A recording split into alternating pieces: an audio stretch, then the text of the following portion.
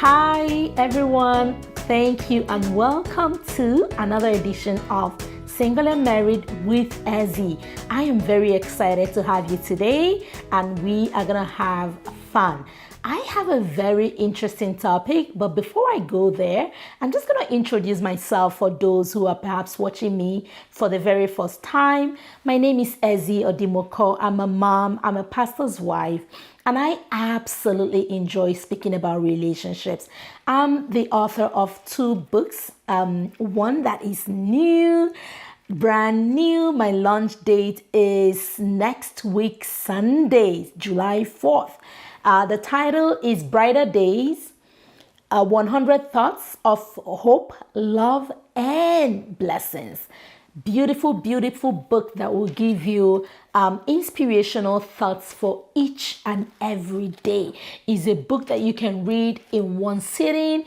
It's a book that you can use as a devotional guide. It's a book that you can use for Bible study group, for home fellowship group, for youth group. Honestly, it is an amazing book for everyone in the family. So this is not one of those books that you just buy one for the family. I would recommend you get one for each of your children. You know, my kids have theirs for each of their devotions. You have yours. You can give one to your spouse and one for everyone. It's an amazing book. You will enjoy having it. So that is Brighter Days. 100 Thoughts of Hope, Love, and Blessing to give you hope for each and every day. And of course, most of you know already about my first book, Relationship Smart, Love, Courtship, and Marriage for Every Woman. Amazing book. I wrote this back in 2014, but the content is still very, very relevant today. Amazing book, talks about communication, couple communication, talks about defining your relationship, and even talks about what I'm going to be sharing with you today. So back to today's topic. Today's topic is silent love killers. Okay, we're going to be talking about 7 silent love killers. What do I mean by love killers? So I mean things that can literally kill a marriage without a person knowing, kind of kill it slowly. We don't want that, right? So we want to shed light on these silent love killers and empower you so that you don't let that happen to you. You don't become that person, right? That a spouse, walks out on or says, you know what, I can't do this anymore. So that is what we're going to be talking about today. So make sure if you're watching me, share it with your friends, share it with your family. It will help somebody, right? So even if you're single or you're married, it doesn't matter how long you've been married. Anyone can use this information, right? So we're talking about silent love killers, okay? What is that thing that can kill a marriage quietly, silently? Right? What is that thing that can stifle a relationship and just kill the affection that is in the marriage? Sometimes without the partners or the marriage partners being fully even aware of what damage or what harm is on their marriage, right? So that's what we will talk about. So if you're ready, let's jump right in and take number 1. And I call it criticism, right? So I'll give you a reference. Proverbs chapter 18, verse 21. So that's Proverbs 18:21. The Bible says there very clearly, death and life are in the power of the tongue, and those who love it will eat its fruit. So death and life, there's so much power in our words, in our spoken words, in our mouths, right? So much power, death and life. So if you want to kill something, you got the power. If you want to make something live, you got the power. So that is really what this scripture is, what I'm basing, what I'm going to be sharing with you today on, right? So the first one I said is criticisms. We're talking about 7 silent things that can kill a marriage, a relationship so quickly, so fast, and quietly, right? So what is criticism? So that's that everyday criticism, constant disapproval, fault finding. You never see anything good in what your partner is doing, right? So example would be, you complain about how they eat, you complain about how they work, you complain about how maybe they fix their hair, you complain about everything. You just criticize, right? And so when that happens, when that becomes a constant in that relationship, that person can pretty much drain the energy from the spouse, drain the energy from the partner, and literally drain the energy from the marriage. You don't want that. So that constant nitpicking, that constant criticism, that constant fault finding, with everything, that is the number one thing that can kill a marriage, and the person doesn't even know what happened. So you want to stay away from that. If you find yourself, sometimes people who tend to be very perfectionist, they can be, critical. But if you find that you tend to be critical, just become more aware. You can ask your partner to tell you when you're beginning to sound like that, and so you can help and walk yourself back from it, right? It's not going to happen overnight, so don't overstress. But if you pay attention, and if you mean well, you want to work at it, I'm sure that you will get there, and you will find that there will be improvement in that area. Okay, so let's jump to number 2. So for those just joining me, our topic today is 7 silent love killers. So 7 things that kill your love silently. All right. So the first was criticism, to the second, sarcasm. So what do I mean by sarcasm? So that is kind of like that harsh or cutting remark, that bitter, irony that people tend to throw, at their spouses here and there, sometimes in private, sometimes even in public, right? So when a person or a couple are given to being sarcastic of one another, what happens is that it begins to pull down, and it begins to destroy that other person's self-esteem and their ego, and just their well-being, emotional well-being, and they begin to feel and think of themselves less than they really are. So you begin to hurt that person really emotionally, and that is something you don't want to do. So that's something that really, really hurts the marriage, and you want to stay away from that, right? 7 silent love killers. We go to number 3, bitterness. Bitterness, right? Even the Bible talks about it. We find that in Ephesians chapter 4 and verse 31, it says, let all bitterness, all wrath, all anger and clamor and evil speaking be put away with all malice, right? So the Bible talks about it, bitterness. What do I mean by bitterness? That means, when something has hurt you inside and you are not communicating it, you're not sharing it, you're not speaking about it, you just hold it down and hold it in, and it makes you become bitter toward your partner, toward your spouse, and everything you do is just coming out from that bitter place.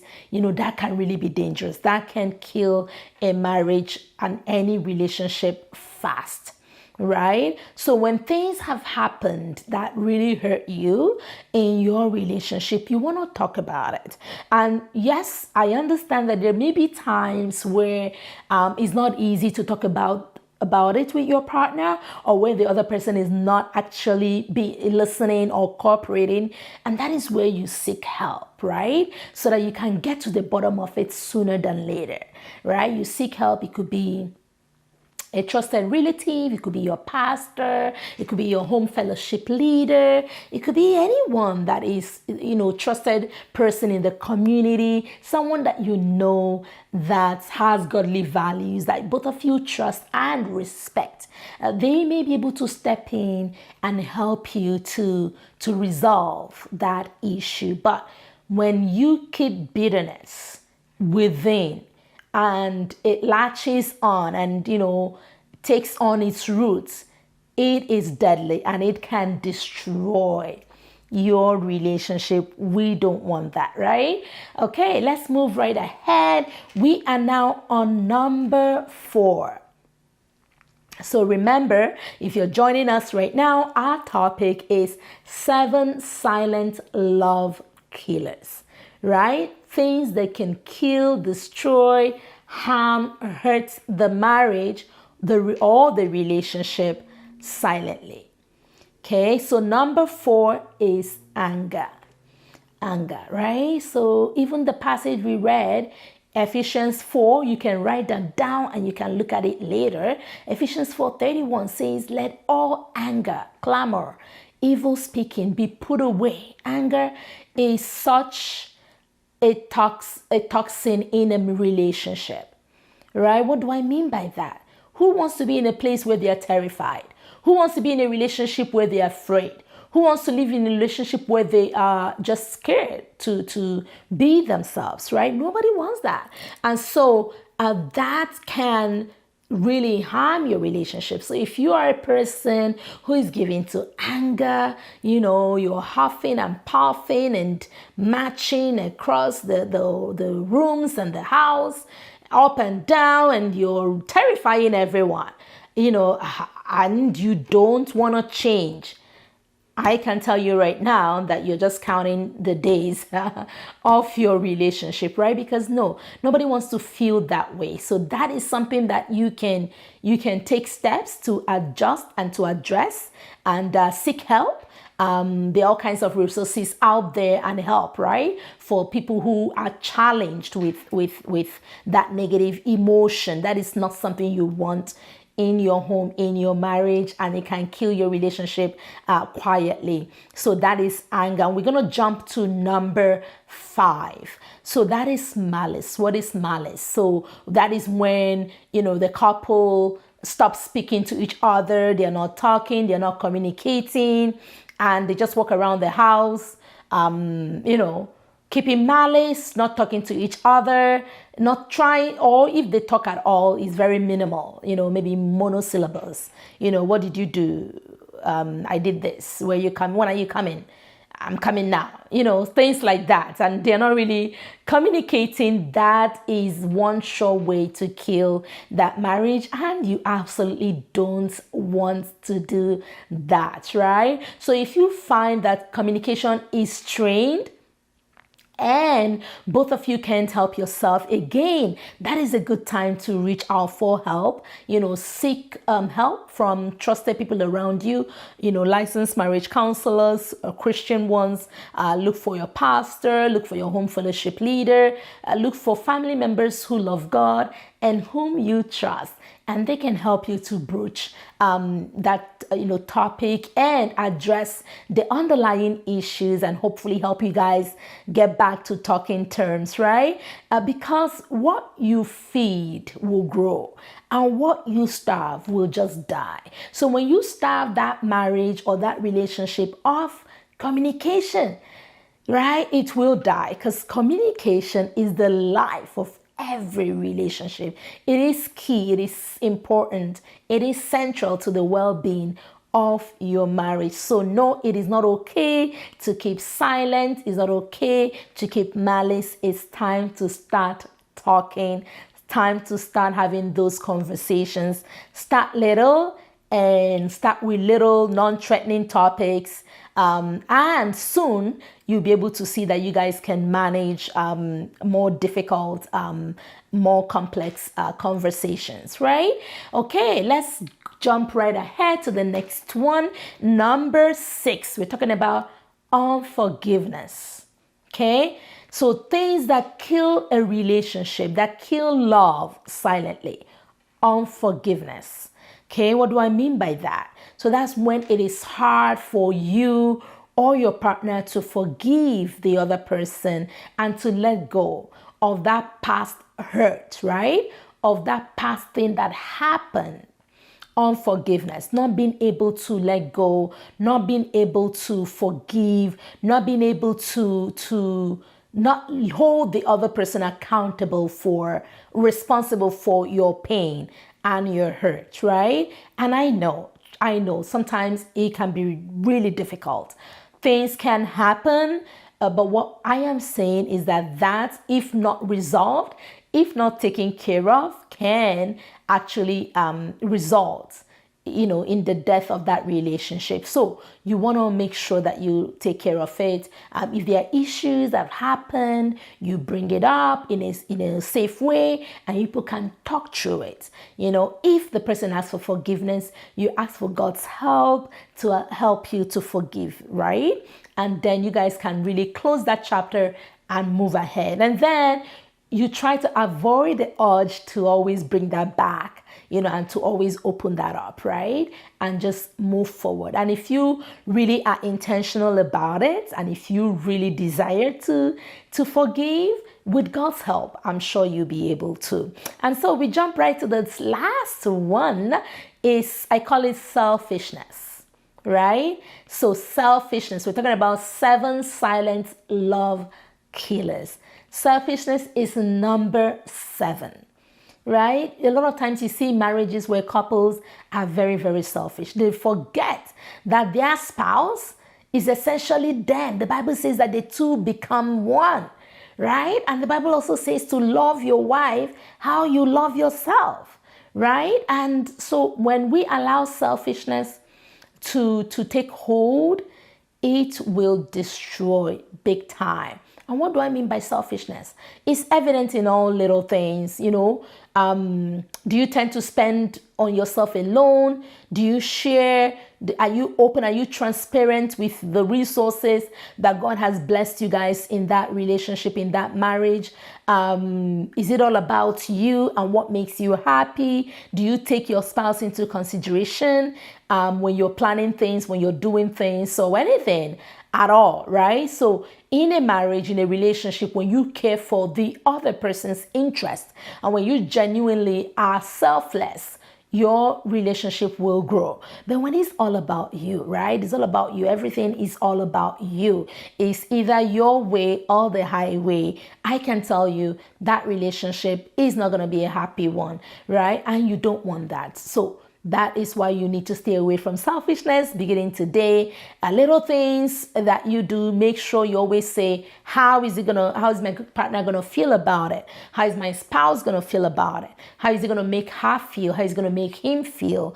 And if we always look after the other person's feelings, we are going to be making the right decision, right? But when we just focus on ourselves, we can be sure that we will allow selfishness to take root, and that is not good. So in summary, I just want to encourage you today, take little steps to make sure that these silent love killers don't destroy your relationship, because you know what? You never know, right? There's only so much a person can take. So work hard at it. Nurture your relationship. Nurture your marriage. Don't be critical. Don't be, always complain about your spouse. Don't be bitter. Don't be angry. Don't be unforgiving. And be selfless. And when you do these things, I can assure you, your relationship will thrive. And so till next time, it's goodbye. I want to give a shout out to all of you who are sharing my posts, who are liking it, who are subscribing. So you may be watching this on Facebook or on Instagram or on YouTube. If you're not on YouTube, if you're not following me on YouTube, you can search me out. It's Ezi Odimoko, and you can search me. You can log on and you can subscribe to my channel so that you get notifications when I'm online, right? So if you really like this topic, I would recommend that you go subscribe, and feel free to share with me what other topics you'd like me to address or talk about, or what questions you have, because I look forward to hearing from you. So till next time, don't forget to join me for my book launch. It's happening next week, July 4th. That is a Sunday evening at 4:30. I will have the link posted to this site. I will make sure that the link is posted. So join us if you're in the Edmonton area. I will be live at our church, which is All Nations Full Gospel Church here in Edmonton. And I will be live there signing copies for people. So feel free to join me and get your own physical author signed copy. All right. So thank you so much, and I'll see you next time. Goodbye.